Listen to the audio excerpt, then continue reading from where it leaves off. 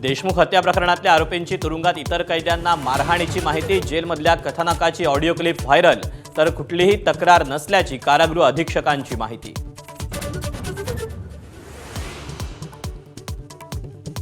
लग्न होत नसल्यानं बुलढाण्यात 5 दिवसात 2 तरुणांची आत्महत्या, गरिबीमुळे तरुणांची लग्न न होणं गंभीर सामाजिक समस्या झाली आहे।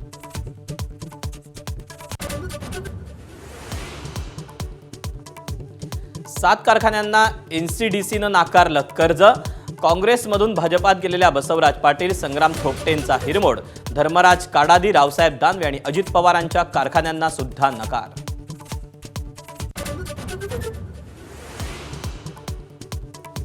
राज्यात अवकाळी पावसाचा जोर, लातूर, धाराशिव, सांगलीमध्ये गारपिटीनं शेतीचं मोठं नुकसान, तर 24 तारखेपर्यंत अवकाळीचा इशारा।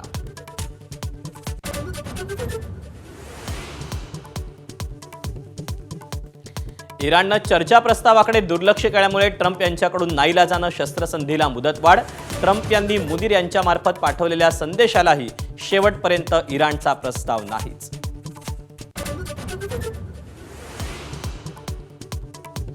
हॉर्मुझची सामुद्रधुनी खुली करण्यासाठी 30 देशांच्या लष्करी अधिकाऱ्यांची लंडनमध्ये आज आणि उद्या बैठक, सुरक्षित वाहतुकीसाठी संयुक्त आराखडा तयार करणार।